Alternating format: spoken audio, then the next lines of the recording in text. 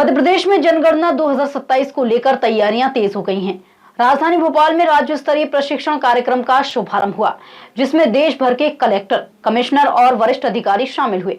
Doctor Mohan Yadav ने कार्यक्रम में जनगणना को देश की सबसे महत्वपूर्ण डाटा प्रक्रिया बताते हुए पारदर्शिता, शुद्धता और निष्पक्षता के साथ कार्य करने के निर्देश दिए।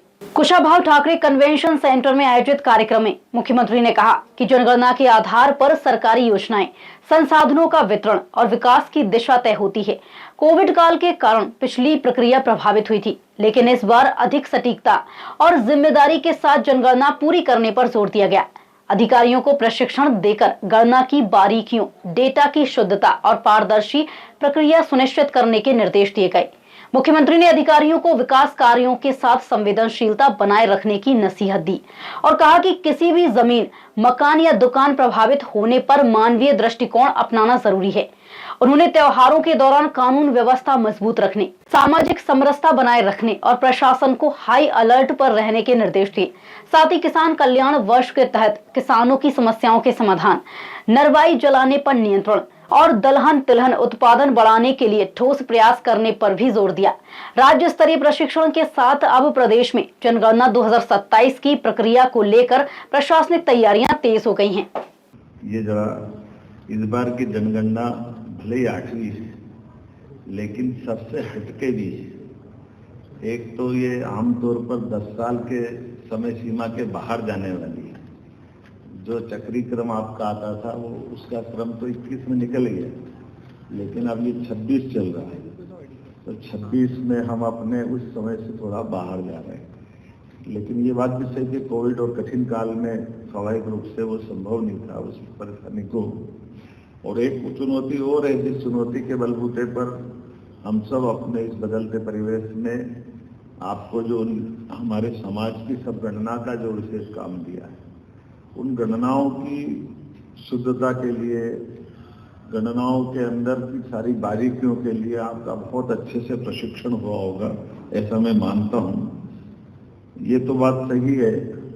वैसे तो ये आपने बताया कि वैदिक काल से हम कौन हैं, हमारे समाज की जो पद्धति है वो उस तरह से जानी जाती है।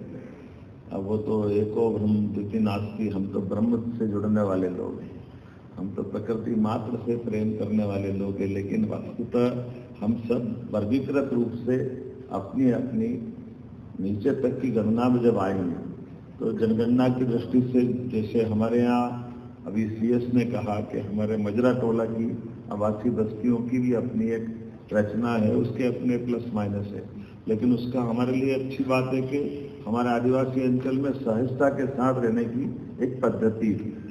लेकिन एक और चीज, एक बेचरा गांव भी है, जो बेचरा गांव, जिन गांवों का बाद में बसना उजड़ना है कोई कहानी है, लेकिन ऐसे गांवों के अंदर भी ठीक से गणना हो जाए, बेचरा गांव पुनः आबाद भी करे जा सकते हैं, या उनके संबंध में विकास के लिए भविष्य में रोड मैप जब बनाने जाएंगे तो एक चुनौती उसकी भी आने वाली है। जैसे आप सब इसकी चिंता करेंगे, हमारे राज्य की अच्छी परंपरा है, प्रशासनिक अधिकारी सारी गंभीरता के साथ सारी बातों को लेंगे और इस आधार पर ये हमारी जो मूल जिस कारण से हमने कॉन्फ्रेंस रखी उसकी सफलता मिलेगी। सड़क, अस्पताल, स्कूल, ये सब आपकी बनाए हुए बुनियाद पे ही खड़े होंगे, जिस आधार पर सही से गणना हो जाए, सही से चिंता हो जाए भविष्य की दृष्टि से। अब ये बात सही है कि हमारी जो पद्धति है उस पद्धति के अंदर जा करके देखने के लिए जो हमारा लोअर स्टाफ है, उस लोअर स्टाफ के अंदर की भी कई चुनौतियां हैं। वो क्षेत्र की चुनौती, चंबल की चुनौती अलग प्रकार की है, विंध्य और बाकी जगह के अलग प्रकार की। तो कहीं ना कहीं इसको क्रॉस चेक जरूर करते रहना। एक चुनौती ये आएगी हमारे बीच में से, राजनीतिक दृष्टि से भी और बाकी दृष्टि से भी इस जनगणना का कई अर्थ निकलेंगे। उन कई अर्थों की कई प्रकार की चुनौतियां आएगी, तो उससे निपटने की तैयारी में स्पष्टता रहे, पारदर्शिता रहे और हमारी प्रतिबद्धता भी, जो शासन के पीछे का भाव है कि आखिरकार हम निचोड़ निकालें, तो निचोड़ में कोई हमारे लिए कोई दूसरा कारण नहीं बने। हमारी पारदर्शिता और प्रतिबद्धता में हमारी निष्पक्षता भी सबसे पहले रहना चाहिए। सरकार का लक्ष्य सटीक और पारदर्शी जनगणना के जरिए विकास योजनाओं को अधिक प्रभावी बनाना और समाज के अंतिम व्यक्ति तक लाभ पहुंचाना है।